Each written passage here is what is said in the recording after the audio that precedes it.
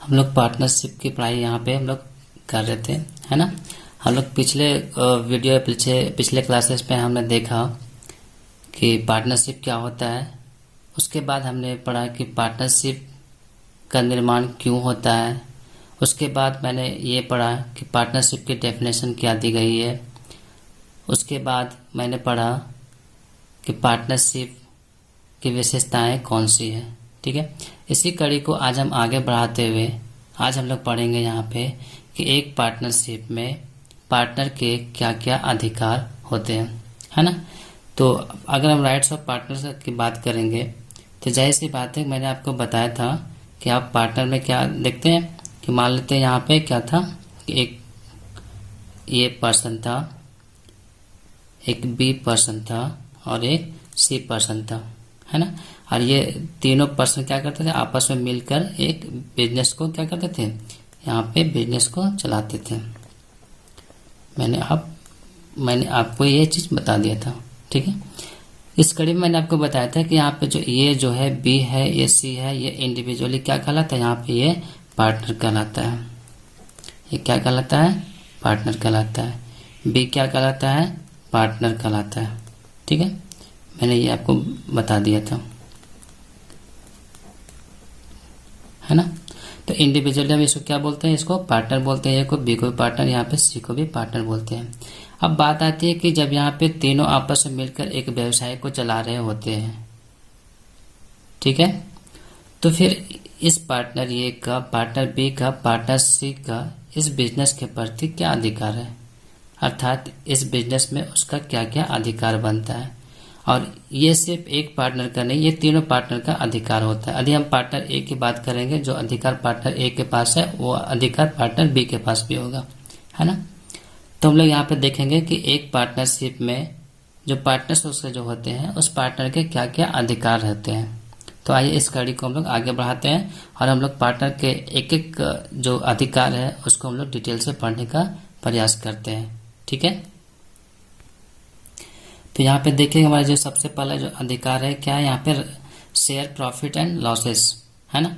तो rights of partner की जब बात करेंगे तो इसका सबसे पहला अधिकार है शेयर प्रॉफिट्स एंड लॉसेस। इसका मतलब ये होता है कि इस व्यवसाय में जो भी लाभ होता है उस लाभ या हानि जो दोनों जो होती है, लाभ होती है या फिर हानि होती है बिजनेस में, है ना। तो लाभ और हानि में क्या होगा, यहाँ पे जितने भी पार्टनर्स होंगे उन पार्टनर्स का सबका हिस्सा होगा, है ना। कहने का मतलब ये है कि यहाँ पे ये बी और सी यदि यहाँ पे है तो इस बिजनेस से यदि किसी प्रकार का यहाँ पे प्रॉफिट होता है तो इस प्रॉफिट में ए का भी अधिकार है, बी का अधिकार है और सी का अधिकार है। तो इसी को कहा जाता है यहाँ पे शेयर प्रॉफिट एंड लॉसेस, अर्थात इस व्यवसाय में जो लाभ होती है उसमें क्या है, पार्टनर्स का अधिकार होता है। और केवल पार्टनर्स को यहाँ पे लाभ का अधिकार ही नहीं होता है, बल्कि यदि व्यवसाय में किसी प्रकार का हानि होता है तो उस हानि को भी पार्टनर को भी क्या करना पड़ता है, सहना पड़ता है। तो इसका सबसे पहले यहाँ पे क्या है, एक राइट्स टू पार्टनर की बात करेंगे तो पार्टनर का सबसे पहला अधिकार क्या है कि पार्टनर को बिजनेस में होने वाली प्रॉफिट और लॉसेस में उसका शेयर लेने का अधिकार है। इसके बाद हम लोग देखते हैं यहाँ पे नेक्स्ट राइट्स क्या है। नेक्स्ट देखिए, किसी भी पार्टनर का यहाँ पे पार्टनरशिप में क्या है, conduct of the business. Conduct of the business का मतलब होता है कि यहाँ पे जो व्यवसाय होता है उस व्यवसाय के संचालन में किसी भी पार्टनर का अधिकार होता है। मान लेते हैं यहाँ पे, जैसे मैंने आपको एग्जांपल बता रहा हूँ यहाँ से कि यदि एक बिजनेस है तो इस बिजनेस में क्या है कि ए का भी अधिकार है कि इस बिजनेस को चला सकता है, बी का भी अधिकार है कि बिजनेस को चला सकता है, सी का भी अधिकार है क्या है, बिजनेस को चला सकता है। तो इसलिए एक पार्टनरशिप में पार्टनर का ये अधिकार होता है कि उस व्यवसाय का वह संचालन कर सकता है। ठीक है, इसके बाद हम लोग देखते हैं नेक्स्ट राइट। नेक्स्ट राइट क्या है, consulted in the matters. Consulted in the matters का मतलब होता है कि यदि व्यवसाय संबंधी या कोई किसी प्रकार का भी यदि विवाद यदि उत्पन्न होता है तो उस विवाद में यहाँ पे जो पार्टनर्स होंगे उन पार्टनर्स का ये अधिकार होगा कि उस विवाद के बारे में वो जाने और साथ ही साथ उसका ये भी अधिकार होगा कि यदि किसी प्रकार का जो विवाद उत्पन्न होता है उस विवाद से संबंधित किसी भी प्रकार का वह परामर्श दे सकता है। अर्थात यहाँ पे ये कहता है कि यदि बिजनेस संबंधित किसी भी प्रकार का कोई विवाद उत्पन्न हो जाती है, वैसे सिचुएशन में एक पार्टनर का यह अधिकार होता है कि वह अपना सुझाव या परामर्श उस बिजनेस को दे, है ना। तो ये क्या है, पार्टनर्स का एक राइट्स है। नेक्स्ट हम लोग देखते हैं। नेक्स्ट यहाँ पे पार्टनर का क्या राइट्स है, इंस्पेक्शन। इंस्पेक्शन का मतलब होता है कि एक पार्टनर का ये अधिकार होता है कि वो बिजनेस में किसी भी प्रकार का जो एक्टिविटी जो हो रही है या किसी भी प्रकार का जो खाता जो रिकॉर्ड किया जा रहा है या किसी भी तरह से कोई संबंधित यदि निर्णय होती है तो उन सब चीज़ों का यहाँ पे खातों का वो क्या कर सकता है, वो निरीक्षण कर सकता है। अर्थात जो व्यवसाय का जो संचालन हो रहा है उस संचालन में एक पार्टनर का यह अधिकार होता है कि उसका वो सही रूप से क्या करे, वो निरीक्षण करे, इंस्पेक्शन का कार्य भी करे।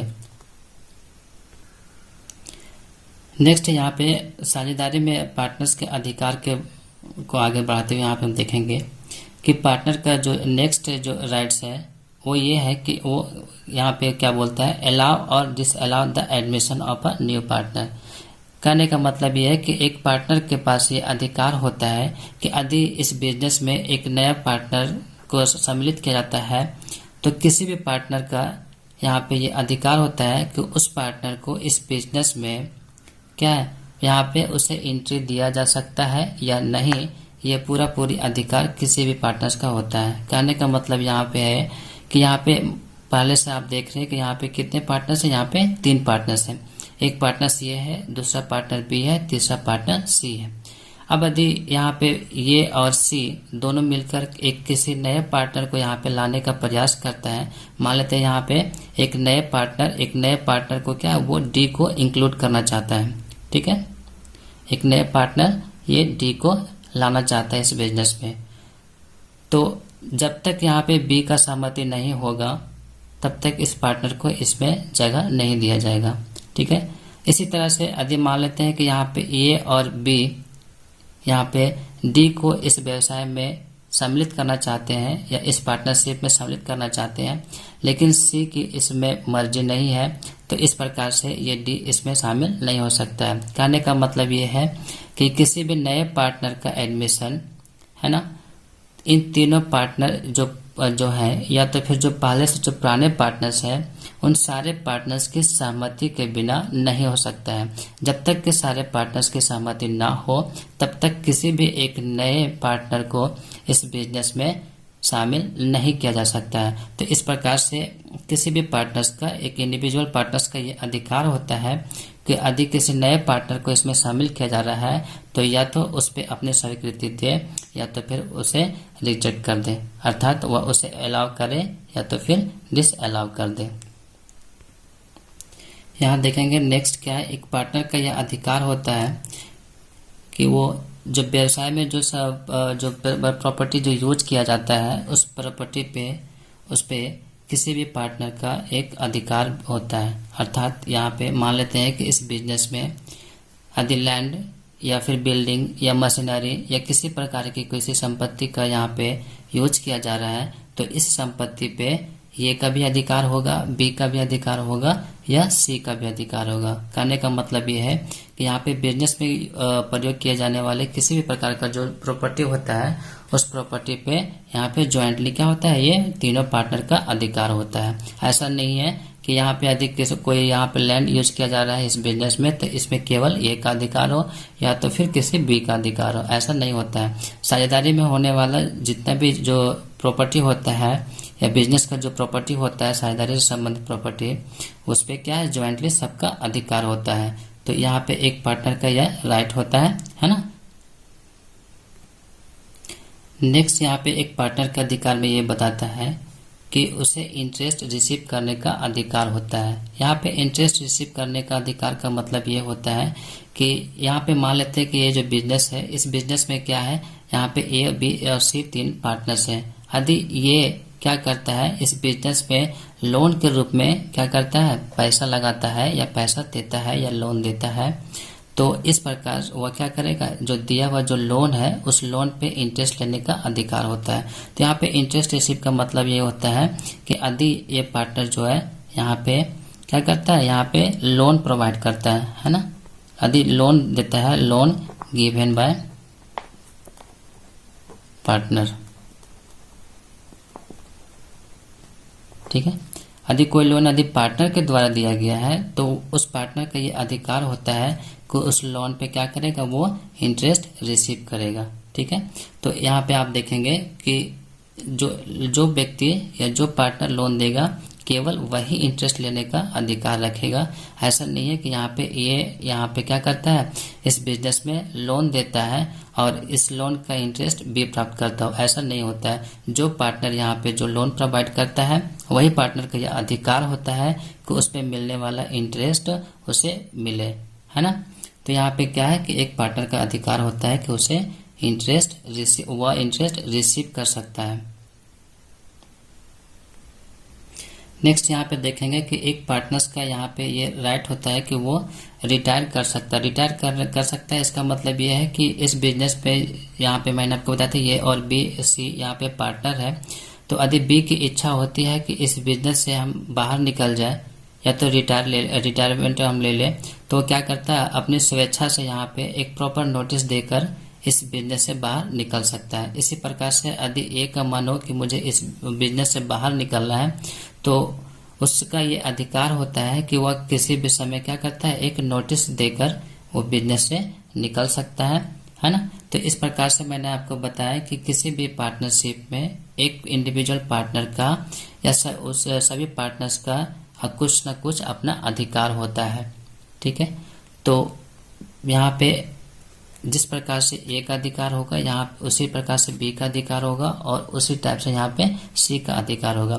तो मैंने यहाँ पे पार्टनरशिप में आपको एक पार्टनर का जो अधिकार है मैंने उसके बारे में बताया, ठीक है। तो यहाँ पे देखिए क्वेश्चन क्या होता है कि इससे क्वेश्चन कहाँ से अराइज किया जाता है, मैं आपको एक बार बता देता हूँ, ठीक है।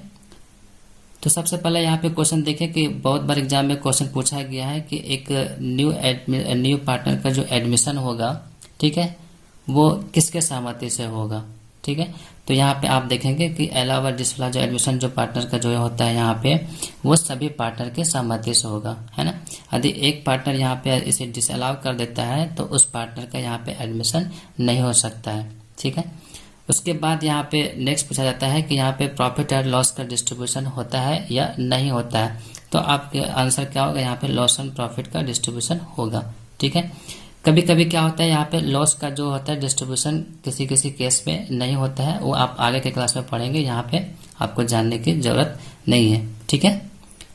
उसके बाद यहाँ पे है कि एक क्वेश्चन अराइज करता है कि क्या एक पार्टनर जो होता है वो बिजनेस के विवाद में यहाँ पे सम्मिलित रूप से अपना परामर्श दे सकता है या नहीं दे सकता है। तो आपका आंसर क्या होगा कि बिजनेस में किसी प्रकार का यदि कोई मैटर यहाँ पे आता है तो एक पार्टनर का अधिकार होता है कि वो अपना परामर्श या सुझाव दे सकता है, ठीक है। इस प्रकार से आपने देखा कि एक पार्टनर का कौन कौन सा अधिकार है। तो सबसे पहला अधिकार क्या है, प्रॉफिट एंड लॉस को प्राप्त करने का है। उसे व्यवसाय संचालन करने का अधिकार है। व्यवसाय से संबंधित किसी प्रकार का यहाँ पे विवाद उत्पन्न होता है तो उस विवाद में अपना परामर्श या सुझाव देने का उसको अधिकार है। यहाँ पे नेक्स्ट अधिकार इंस्पेक्शन की बात है। अधिक बिजनेस जो रन कर रहा है उस बिजनेस को यहाँ पे कोई भी पार्टनर या किसी भी पार्टनर का यह अधिकार होता है कि वह उसे देखे या उसका निरीक्षण करे। उसके बाद नेक्स्ट आपने देखा कि क्या है कि एक पार्टनर का यह अधिकार होता है कि जब इस पार्टनरशिप में किसी एक नए पार्टनर को सम्मिलित किया जाता है तो या तो उसे अलाउ कर सकता है या तो फिर उसे डिसअलाउ कर सकता है। ये पूरे एक पार्टनर के अधिकार क्षेत्र में आता है। उसके बाद मैंने आपको बताया कि जो बिजनेस में जो प्रॉपर्टी होती है उस प्रॉपर्टी पे क्या होता है कि सभी पार्टनर का अधिकार होता है। इसमें किसी एक पार्टनर का अधिकार नहीं होता है, ठीक है। तो ज्वाइंट रूप से सबका अधिकार होता है। उसके बाद मैंने नेक्स्ट राइट्स में ये बताया आपको कि यदि कोई भी पार्टनर बिजनेस में यदि लोन यहाँ पे प्रोवाइड करता है तो उसका यह अधिकार होता है कि ये जो लोन प्रोवाइड किया गया है उस लोन का वो क्या करेगा, इंटरेस्ट रिसीव करेगा या उसका अधिकार क्षेत्र में आता है। नेक्स्ट यहाँ पे रिटायरमेंट का, ठीक है, रिटायर करने का। तो यदि किसी पार्टनर का को यदि मन करता है या उसका विचार आता है कि हम इस पार्टनर से निकल सकते हैं या इस पार्टनरशिप को छोड़ सकते हैं, है ना, तो वो किसी भी टाइम में प्रॉपर नोटिस के द्वारा क्या करता है, वो उस बिजनेस से रिटायर कर सकता है। तो इस प्रकार से यहाँ पे एक पार्टनर के निम्नलिखित या यहाँ पे फॉलोइंग्स यहाँ पे क्या है, ये राइट्स है। ठीक है, थैंक यू।